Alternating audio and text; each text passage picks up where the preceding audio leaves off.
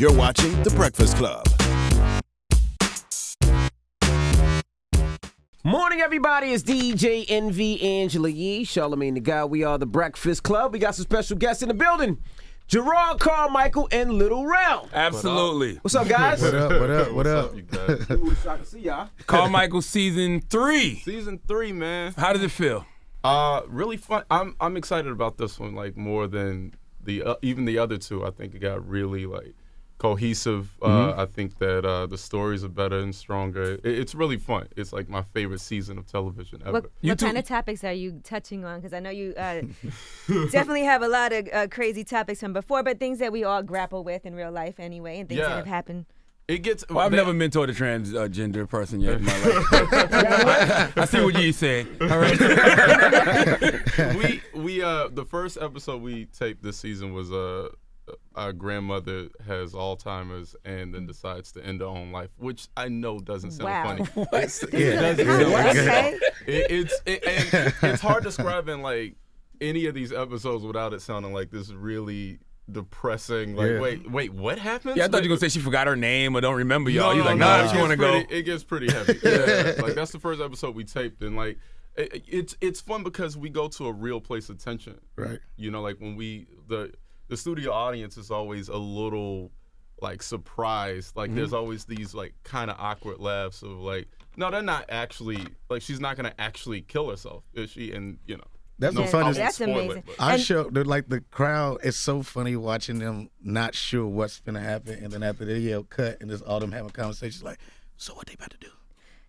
That's crazy because so many people have struggled with that within their own families. Somebody that has Alzheimer's or suffering from dementia, and everyone knows how difficult and heartbreaking that can be. Yeah, my mother-in-law has dementia, and it's one of the hardest things. Like, you can tell her something, and then she doesn't remember. So she'll be like, so what time is thing today? And you'd be like, Mama, I just told you. She'd be like, oh, but she feels embarrassed because she really doesn't know. Yeah. Like, she'll watch the same episodes of Judge Judy all the time, and she doesn't know it's the same episode. She just enjoys it, so she just continues watching. Nothing. We watch Minister Society over and over. Like, you can't judge her because she keep watching.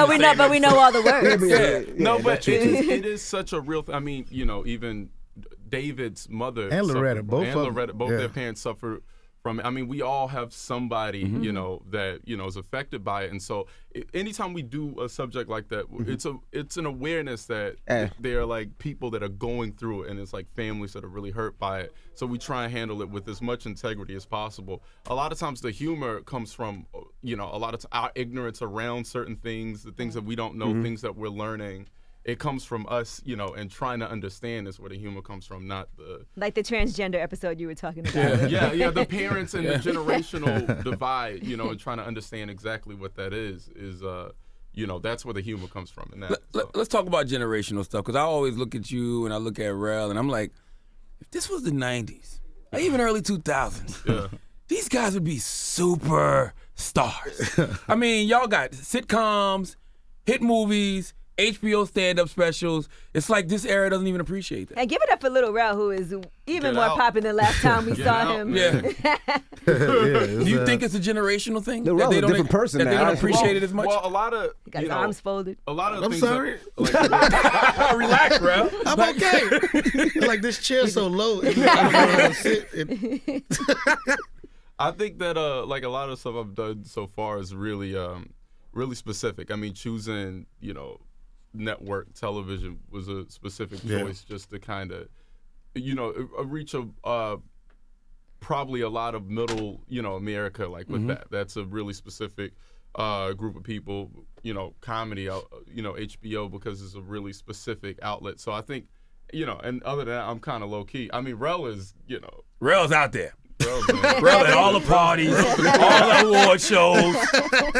Yeah, I do everything. Jerrod don't go to anything, so it's always me texting him like, "Hey man, is you coming to pick this certificate up?" I like beg you to come to the Image Award thing. No, I just work. I like usually stay in and write. Like I skip all Grammy, everything. I guess that's the thing I'm trying to say. Real work doesn't seem to be getting the rewards. It'll be Instagram stars who. Oh my God! Look at such and such. You know what I mean? This was interesting about Get Out though. Like, and I was telling him the other day. I think the biggest difference, more than anything, more than even like fanfare, even though I've been getting a lot of love, it's been like scripts are coming right at me. So I guess hopefully nobody gets tired of me in another year or two because I'll be in a bunch of movies. But they come. You don't have to audition no more. No, that was the biggest change. It's like literally one day I was auditioning, and like the next week it was like these big studios sending me scripts asking me if I want to do the movie. So you already have locked some stuff in. Yeah, I'm about to get it in. I'm on whatever show I could do.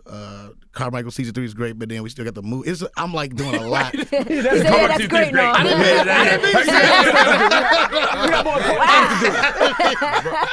Come on now. We're going to promote the show.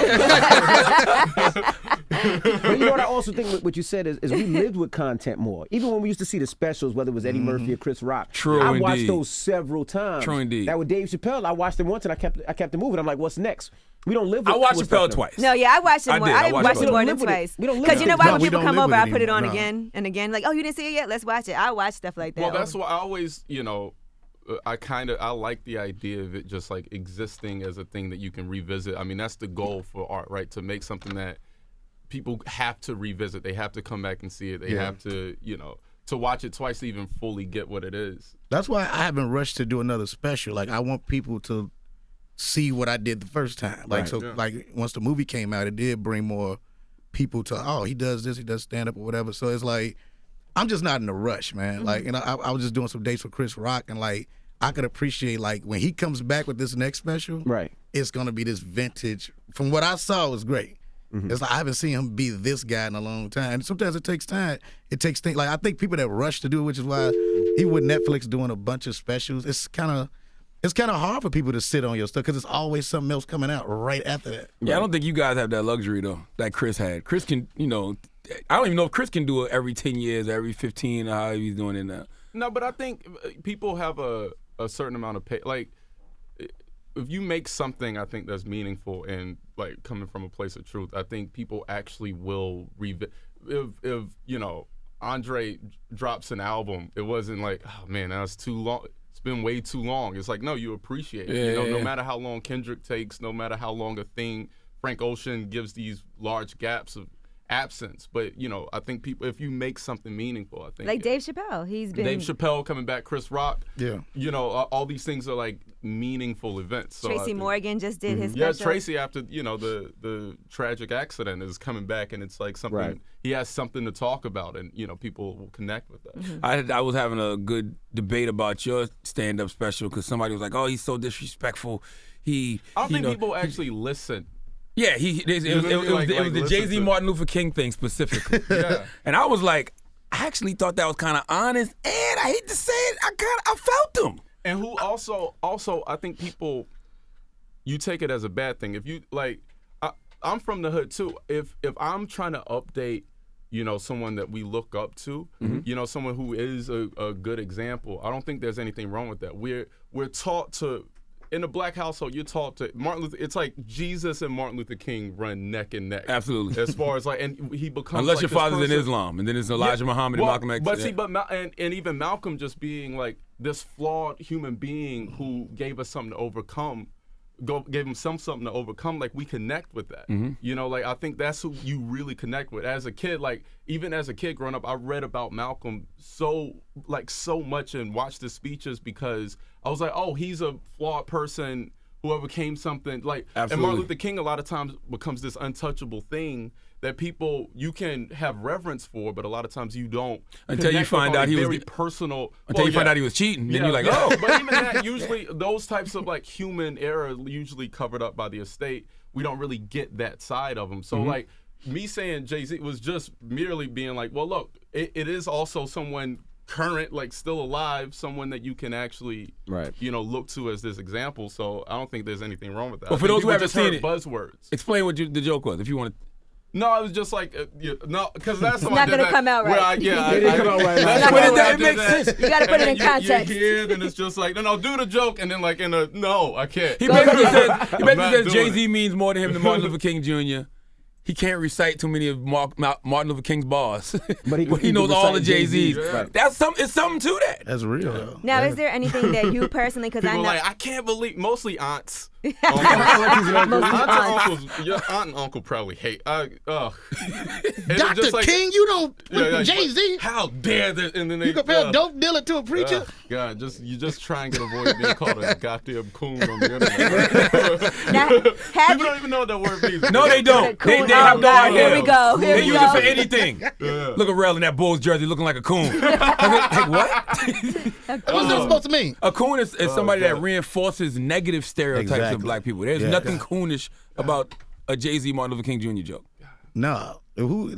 Well, I hate we talking about coonish, but that's where it's funny with, when you was debating my man on, what is it? What is he on Fox? Oh, Jason Whitlock? Yeah. That's. Yeah. Now, and by the way, Jason Whitlock says he's got some ammunition or something. He's got some ammunition for you. But we didn't think I don't know what it is. Now, you guys are very trendy with your comedy. Now, also, I see you trendy with fashion. You got your Tupac on. You got your Bulls. He called you trendy. Trendy. Is that trendy? We've been talking about Pac a lot. I've been singing Brenda's Got a Baby incessantly. Will you guys be getting into rompers? Nah, I'm not putting no rompers. It's called a romp him on a man. Romp him I'm not up. putting on a romp him, a romp mister, a romp fam, none of that. I'm not putting on no romper. But what do you think about, your hip-hop? You love Jay-Z, your hip-hop artists wearing pocketbooks and blouses. Are people doing There's a lot of guys doing it. I think it's mostly the guys with the nose rings. So anybody with a nose ring Gets a pass. is probably wearing rompers and blouses. Come on, with all due respect. Tupac had a nose ring. With all due respect. By the way, That's a cool nose ring. isn't that why? Because it's on Tupac? It's not That's a different nose ring. the hook nose ring, the one like a in the middle. horseshoe. Yeah, those are the ones who are wearing rompers. Now, how is it this season? Because everybody's star has risen. I mean, even Tiffany in a way. I think Tiffany. I think Oh Tiffany's my God, next. Tiffany! By the way, I Tiffany's saw blowing the Girls Trip movie. Hilarious. It's mostly her. Like, No, she is the comic. Like, Yeah. I've been a fan of Tiffany since I heard her on the Chance podcast about a couple years ago. But she's definitely next. It's But a real story. And yes, Yeah. How is it keeping the egos in check? You know something though? I'll say this real quick. Like, this is what I love about Loretta and David. And I remember like awkwardly, because I'm a chill dude. Like, I don't be liking all that attention and stuff. And I remember like when the movie came out and I came on set and just how like excited David and Loretta was. Like, oh my God, how proud they was of me. It was me trying to play it off like, I'll be right back. I'm going to my dressing room to tear up some. But that's what I love about it. Like, they cheer us on. And to like what Tiffany doing. Like, this is why I think our cast is one of the best casts on television. There's not too many casts who are doing movies and TV shows and specials all in the same group of people. We got, like, when I went to see Get Out and you see Girls Trip trailer before that, it's like, there's a Carmichael Show commercial. You know what I mean? Like, we're winning out here. You got Jerrod and Transformers. This is a good year for the Carmichael Show cast. And we all are real close and cool. Yeah. So nobody's wilding basically. Nobody turns into Bobby Brown yet. No, again, I spend most time like where I don't even really have time to to wow. even have an ego. Just go work. Do most of the topics come from your guys' personal lives, like being writers on the show? Is it things that have happened to you that you're like, oh shit, this is gonna be great on TV? You know what? More so, it's like the thing we get excited about specifically on this show is perspective over everything. So like, it's kind of like when you, as a stand-up comedian, you crack a premise, you know how you feel about something. Those are the things that get us like really excited. And then I mean, this first episode is it could have been like a group. I feel like we talked about it in our group chat before. Yeah. The group chat. Well, what's the first episode? The Golden Lords is a group chat. Golden Lords it's me, Jerrod, the Lucas brothers, Josh Rabinowitz and Kevin Barnett, who writes on the show, who wrote that episode. Jermaine Fowler, like all of us. We all legit friends, which is funny that you brought up the 90s. It's feel like we kind of have that type of clique, though. We're all real close and doing well. But we have a group chat where we talk about a lot of this stuff. And called the Golden Lords because in an interview somebody asked me about like Jermaine and the Lucas brothers and stuff like that. And they're like, you guys got a name for your group? And for some reason, without blinking, I was like, the Golden Lords. Like, they had the Baby Lords. They had like, it was the Golden Lords. And like, so we just call ourselves the Golden Lords. It's a fun. Yeah. Do y'all delete those chats in case somebody lose their phone? I do. I hope the rest of them are. I don't. You should tell them because me and destroy all. in our group chats, no, in our group chats, our friends be like, make sure you delete these, okay? Just in case. Oh man. You don't delete it? I still got it. Yeah, get rid of that. He's not about to delete it today, though. Oh, yeah, get rid of that. Now, what about have a lot of that's charity? Like OJ's Bruno's. Have a lot of charity organizations been hitting you up now, trying to see if you'll get involved since you have no cause or anything? You know what's funny? and I was actually talking to my mom about like specifically what's the best way. I don't like to just do a charity a lot of times you see people on the red carpet of some charitable event, and then if you ask them, hey, what is this for? They won't have a clue. Like most of the times, people don't connect with what they. Yeah. And I don't want to do like that. bone marrow research, but it's for climate change. Yeah. Like, you don't even know why you're there, and like Mm-hmm. you don't want to. So I don't want to just attach myself to something just frivolously, for the sake of. So I was actually talking to my mom about like exactly what what it would look like and how to keep it real. Charities a lot of times get. It's so much stuff. I mean, like I've taken a chance approach about everything. Like what he's doing in Chicago. Like Rel, you're from Chicago. Every day of your life should be charity. But I'm just saying. That's what I'm going to say. It's so many organizations. So I give to specific things. Like if I see that it's a young lady who's mentoring a bunch of students and they need a field trip paid for, then I'll send money. And I do it all the time. So you don't even have to be exactly specific, right? Yeah. All you just got to do saying. is say, I'm from Chicago and I give money to Chicago, We and everybody understands. Yeah, we understand. Forget y'all, man. But that's real, though. I mean, you got to give back. We have no choice, man. You still don't have a cause, though, Jerrod? There's nothing you're passionate about? No, I mean there are things that I'm passionate about. Like, and the reason I was talking to my mom is, people that come from a similar situation as me. It's always you first. Like if someone in your family is affected by cancer, you want to you want to give to that. Understanding that there's largely these groups of people that don't have the ability to. I don't know. They don't have access, access to exactly what the world is. I know that sounds like a vague premise, but I just think about the thing that I missed the most during my childhood, and you try and find a way to give that back, right? I wish I could just send people around the world. You know what I mean? Like you wish you could do something that grand, but just trying to find specific ways. So you're gonna start your own? Or are you gonna? Yeah, I think that's the only real way to. Now like people hold me accountable. It's just like, wait, I want a vacation. He was going to Send me around the world. Jerrod's trips. But that's because you come from a small town, though. Small town, yeah. Within North Carolina. Winston-Salem, yeah. And you just want to like specifically your community or communities like you. You want to find a way to affect people, affect change. One thing that also bothered me, like I was a huge fan of the Carmichael Show, still am, and like whenever they talked about like the new black renaissance. So I appreciate that, by the way. Yeah, it'd be like Blackish and Atlanta and Insecure, and I'm like, why didn't I ever mention the Carmichael Show along with those shows? This one I want to say too. I don't think Jerrod gets enough credit because he was the first one in that group. That's what I'm saying. And I always get offended sometimes by it. You know what I mean? Because I'm like, hey man, look, he did it first. He took the risk first, and he's still taking the risk. Like even by doing this multicam with a live studio audience.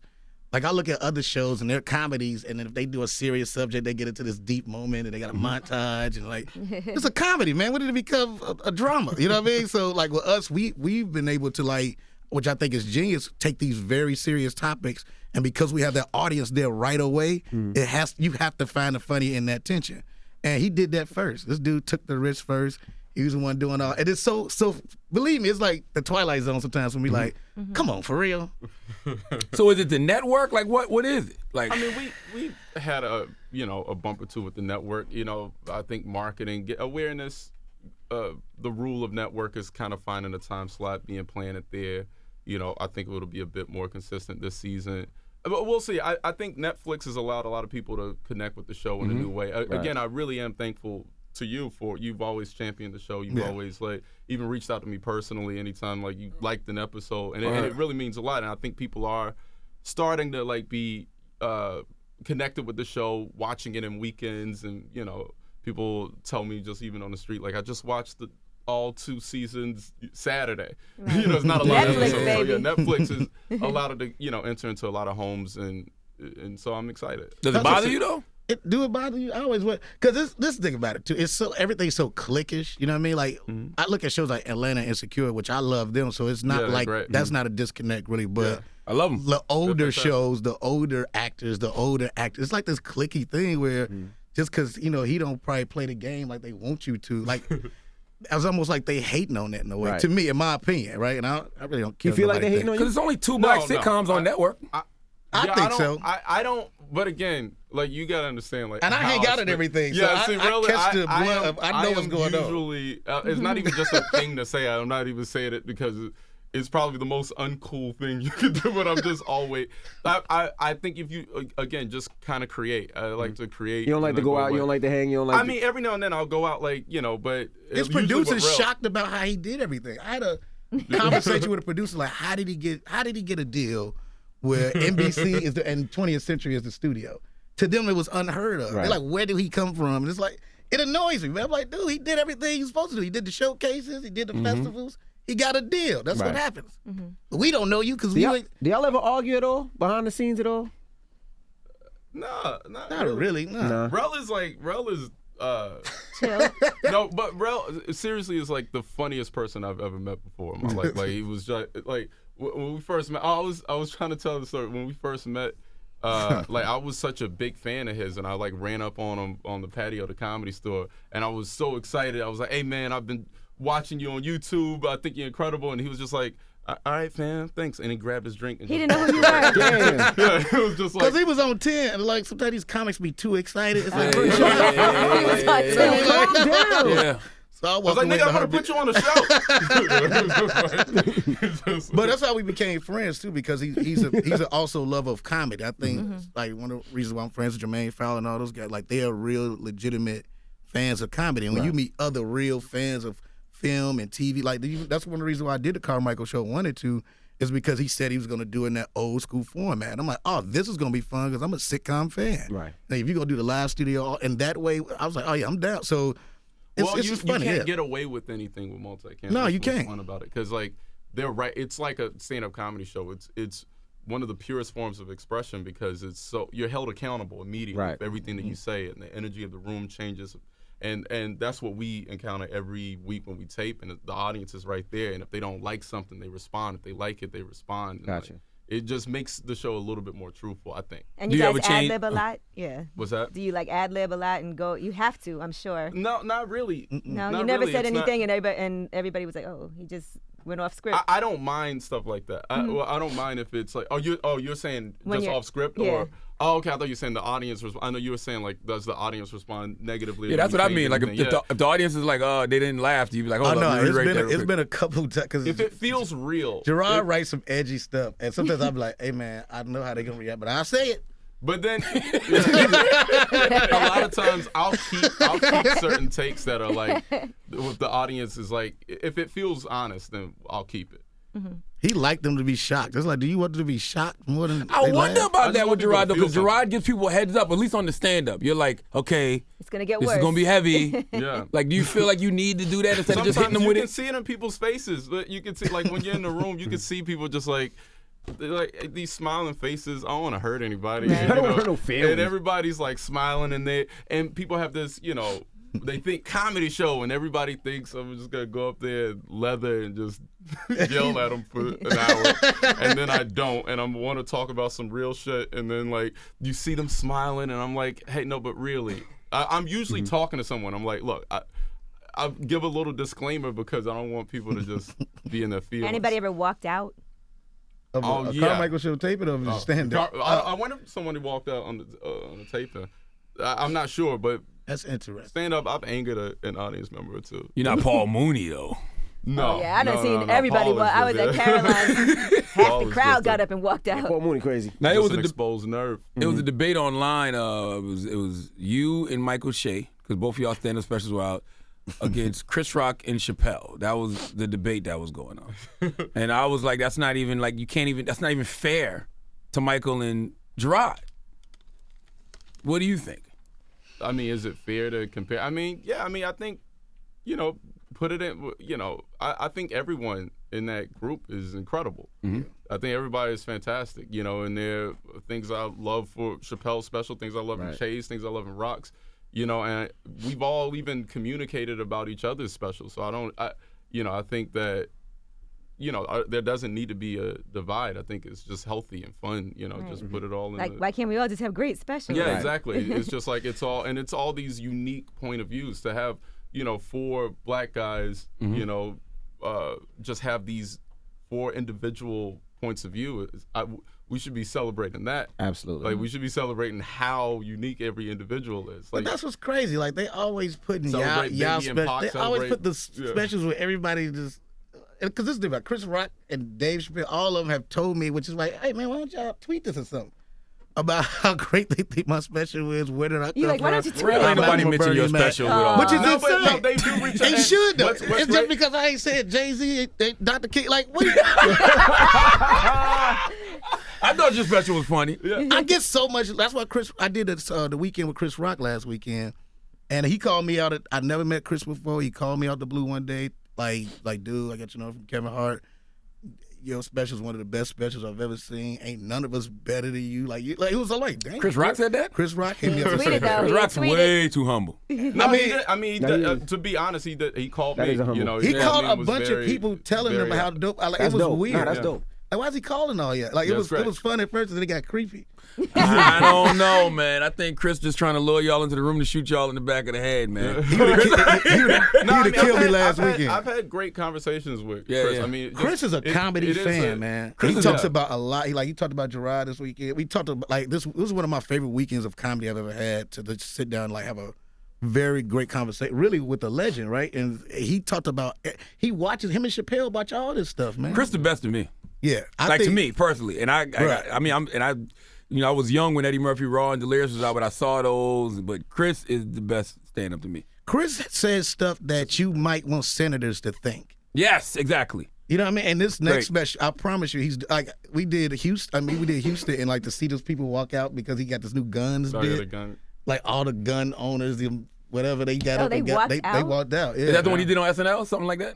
No, it's it's a newer Gotcha. bit. Don't give it up now. Don't give No, it up I now. won't. No, it's just it's insanely strong. But I like the fact that he loved that. He was like, "Yes, come on, you can walk out." And he You stopped. have to. Well, you have again. Like people have to feel something. People think Yes. that you can't get angry at art. Right. Like people think that like, oh, because I disagree, it's wrong, and they Gotcha. push it away. But I mean, you're supposed to. Well, Jerrod, you've always kind of stood up for your material, even if other people felt like it was too controversial. Yeah. Have you ever agreed when somebody said, you know what, maybe you shouldn't do that, and you said, you know what, I'm going to take that out? If I can't articulate the point, then I try not to say it. And I have really honest friends, and I'm around people like Rel who And the rest of the Golden Lords. and the rest of the lords. I will say that Jerrod opened the door for rape jokes. Yeah, and like I've compared every rape joke to yours. How do you do a rape joke? Do you want to take credit You for never that? heard his first rape joke? Again, Envy, I'm not going down that road again. Chappelle had the great. We can all agree Chappelle had the greatest rape joke of all time, though. Wait till y'all see the first episode. Speaking of rape Show. Yeah, girls like if you like rape, the first episode of Carmichael Show. Yeah, it's gonna be we talk. Bobby, my character, gets into a situation. With a male? Hell no. Where did you get that from? Say hell no, Rel. You in Hollywood. Don't be like that. Because Bobby is Bobby. Okay, Rel, don't let envy derail your career. Right, that's what I'm saying. Like, come on, man, you don't set nobody up like that. But no, Bobby gets into a situation. It's called Yes Means Yes. It's gonna be. That's the name of the episode? Yes. Yes means yes? Yeah. Oh my Would you like to explain, Gerard? You're just going to let us watch it? The episode is about, the lines of the evolving definition of consent. And so it's about how, even amongst different generations and even now, at a rapid pace recently, just what consent is, when you should hear verbal yes, all of the new rules, if you will. It's about that, and I get it. The cast trying to understand. I know exactly what you're talking about. I actually wanted to do a whole seminar about rape culture because I feel like a lot of people don't know what exactly rape is in 2017. I know that sounds crazy, but because of how the way it's constantly changing, constantly evolving, a lot of things that people used to do in the 90s, early 2000s, that was rape. Like you can't slip a pill in somebody's Mickey in drink, somebody's drink, or no. y'all do some drugs together. Yeah. She passes out drunk, and you have sex with her. And Yes. it's like she agreed to take the drugs. If you Still rape. look at any movie before like 1960 and you just look at how men chased women, you'd be like, oh man, like that's Yes. all restraining That's orders. very That was rape. rape. You try to get him drunk and they try to Bro, the smash. movie Yeah. Kids. Do you remember Kids? Y'all remember Yes. Kids? Yeah. I got no legs. Remember at the end? Remember the end of that movie? He took her virginity. Casper had sex with the girl. Revenge of the Nerds. In You my- remember when he He banged her in the. He act like he was the other guy. And then, That's racist. That's crazy. Oh, Yes. Like, He took the See what mask I'm off and she saying? was like, oh, That was nerds rape are really culture. good at sex. So again, we can see how much has changed. Yes. And what You can't have sex you and know, pretend to be somebody else. that's insane. That is rape. I was crazy, watching it like, wait a minute. That's rape. We cheered his own back in But the back 80s. then, you was like, yeah. It's a win for the nerds. Listen to Aaron Hall, Don't Be Afraid. I was riding to listen to Aaron Hall, Don't Be Afraid the other day. I stopped. I'm like, nigga, this is rape. Now I have you all to myself? Or even Belle Biv DeVoe, backstage, Underage, adolescent. You can't do Oh that. man. How you doing? That was like, whoa. My But do you goodness. think... Go ahead, what you No, I'm saying, but yeah, it's a lot. It's a lot. A lot's changed. Do you think Louis C.K. gets away with more than black comedians can? I think he goes to an edgy enough place to where he gets a lot of criticism. I think he deals with it too in a different way. You know, like black comedians, obviously we have an immediate, responsibility and accountability to our respective communities. But I think Louis gets criticism a lot too. I think he takes a hit. I think anybody who has real perspective and it doesn't just seem like a crazy joke and they're being, honest on stage, I think gets a certain amount of backlash. What do you think, bro? I agree with him, but I think what the difference is, it is that he is white, and black people tend to judge other black people. That's who reacts to most. Like when I think Absolutely. about Jerrod stuff, like the people that overreact is like Aunts. Yeah, Aunts, it's man. like older black people. Like, wait a minute, what are you supposed to? That ain't funny. So he doesn't necessarily get that criticism from other. But he white couldn't people. do like a Trayvon Martin joke. No, but I think if Louis, I don't think he would. I don't know if he would. I mean, if he did, obviously you'd be held accountable for it. You know what I mean? People will call you out. And black comedians, again, that's what I was saying. The black community will have an immediate response to what you say. So you just have to. I think that's the immediate criticism. That's why we needed your special. We needed Chappelle. We need it's gonna be fun to see the other comics that come from what he just did. You know what I mean? Like this new strong perspective again, because everybody was scared to say stuff. And Jerrod has one of those specials where this is gonna kick this off again. Hopefully, where these comics are really, because I think it's time to be really honest, man. Like all this being scared to say stuff. Absolutely. I'm tired of it. I hate when I see comics that's been doing it a long time. They still doing all silly stuff. Like, bro, it's too much going on to not talk about any of this stuff. Well, that's why we shot it the special like that. Just me and Bo Burnham, just very invasive, very personal. It ends in such a way that's one of the greatest endings of a special. Like it just ends. It ended like Sopranos. Yeah. It ended like Sopranos. Now, Lil Rel, are the roles that you're about to do, are they comic roles or is it serious? Are you? It's a drama that I got to offer for, and Gay rapist? Jesus. What is wrong with y'all? No. Who's y'all? Don't say y'all. You've been really. Don't say you too. Don't say you too. This is guy over here. Please don't lump us all in together. No, Don't say you too. It's just some good scripts out there. I'm gonna do a lot of stuff, and I'm excited to guest star on one of my favorite shows on TV. I don't think I can say nothing for real, but I get a chance to play a cool black lawyer on a really popular show. Scandal. Very exciting. Scandal's over. over. What you mean? You got one more season. Yeah, it's one more. Right? Yeah. It ain't scandal. So is there anything that you wouldn't do? Yeah, a lot of stuff. Gay rapist. Now's the time you say gay rapist. Well, look, I would do. Honestly, I've done well at picking the right stuff. Right. I mean, Get Out was something I really wanted to do, like the Carmichael Show. So I'm always gonna be like, I was like that before anybody knew who I was. I was already picky about. I just like good content and stuff that have a message to it, and just I'm gonna do a bunch of rom-coms too because I like romantic comedies. Oh, that's nice. I love those. And it's some good scripts out there, and I'm excited to be attached to some really dope stuff. So it's I can't wait till y'all see how I really love to act, man. It's gonna be really It's great. I mean, this season Rel shines more than anybody. I think. I mean, he really really crushed it this season. He killed it in Get Out. So, yeah, it's incredible. Did Get Out make you change your approach to how you write Rel into the script? Did it make you say, you know what, I need more Rel? No, we already. No, because we'd already. You did good, but hey, you are not surpassing we'd already written most of the. It was just his natural. I think it was just his natural ability. I think you get to this place where you just, you see people hit zones, and he got to this place where he just really locked in, and it's just like. Well, that's the thing too. I locked in Bobby. Like once, I think this is why I love. Shows are on and off TV so quick. Mm-hmm. You, as an actor, you don't even get a chance to like commit to this character for real because you're in and out of there. So with us being in this third season, like now I really know who Bobby is. Gotcha. I know his heart, and I think from fans and them like being fans of his character, and that's why they did an amazing job writing Bobby in these. Like Bobby's the only one that can be in some of these situations where people are not going to be. Like, wait a minute, that's why the rape episode, it's Bobby going through that because he really wants to understand what consent and what really is. He's not sure. So there's an earnestness to his. And that comes on May 31st. How has your life changed since Get Out, bro? It's been pretty dope. You're a great friend to a lot of people after that. People are like, man, everybody needs a friend. That's the best friend. Right. Everybody's a friend now. All those memes was weird at first. Like, whoa, okay, I'm a meme.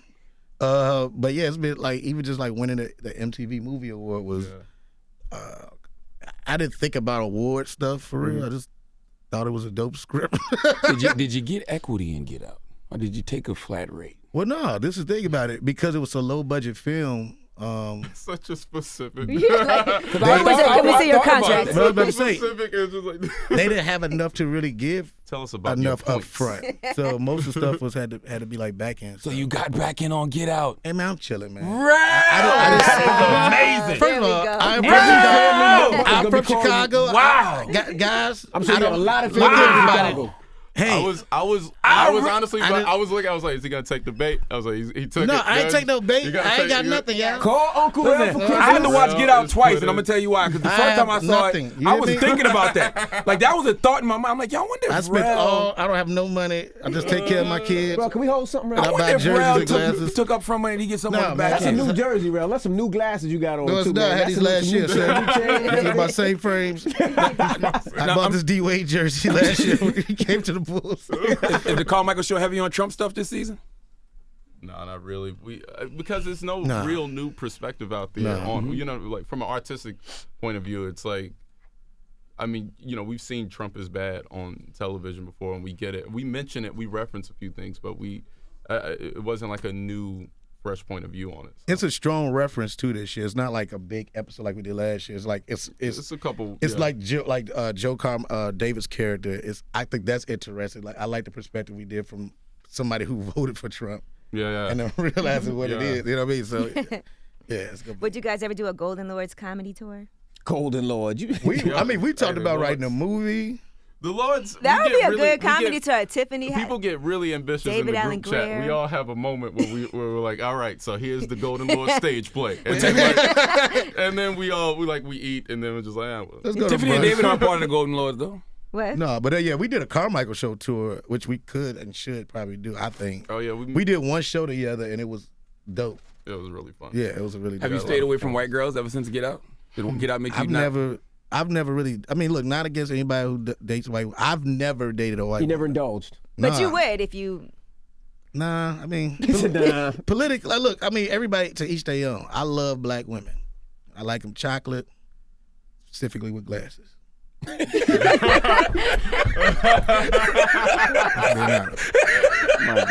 What's her name, bro? That was too specific. I ain't mad at you. Image popped up. I'm hoping that helps. About somebody. I want my DMs to be full of chocolate glasses. Maybe Bria Miles. No. Oh, she bad, right? I don't know if she wears glasses though. No, but she can get a pair. She probably do. She can get a pair. You in Transformers, Draw. What is the new Transformers about? Oh man. It kind of like travels through time. It's medieval King Arthur storyline and really, yeah, it's a lot. Did you get to work with the legend Tyrese? I only laugh at him because when he was shooting the movie, I'm like, what is it about? He's like, man, I'm just learning about every day. He didn't know the script. He didn't. One, I will say that the script like kind of like evolved and shifted and stuff like that. It was really just really fun to do. It was like the most fun. Jerrod, what is it about? It's like, man, I get robots. Some in the future. You got a huge role, or you like to shout the buff? No, I'm okay. not. No, it's not big at all. Like it's some comedy here or there. It was a thing just to learn like a film of that size and. You got more than Donnell Rawlings and Spider-Man though. I don't know if I've seen it. I haven't seen it. So because I don't know. it doesn't exist. It doesn't exist. I haven't seen Spider-Man, but yeah. Oh, okay. But maybe I don't know. I don't want to speak too soon. Like it's like I'm in a minute and a half, and I haven't seen it yet. You gotta be, because they have you doing all this press. Yeah, but I'm learning a lot. Hot right for now, that specific. Genre film, working with Bay. It's like this crazy. Working with Bay. Michael Bay. Oh. I got the Michael Bay, Charlamagne. What's your Bay on the Transformer movie? Director. I got this chocolate girl with glasses. Charlamagne is no Raven Transformer, okay? No Raven Transformer. When Transformer comes out June 21st, The Last King, and of course the Carmichael Show Wednesday, May 31st. Man, we appreciate you guys, man. And tell Tiffany we need her on the show, man. I love Tiffany, man. She would be turned up when she do this. Y'all gonna have a ball. I love her. Yeah. All right. All right, you guys. It's The Breakfast Club. It's Jerrod Carmichael, Lil Rel. The Breakfast Club. Every weekday morning. Tune in.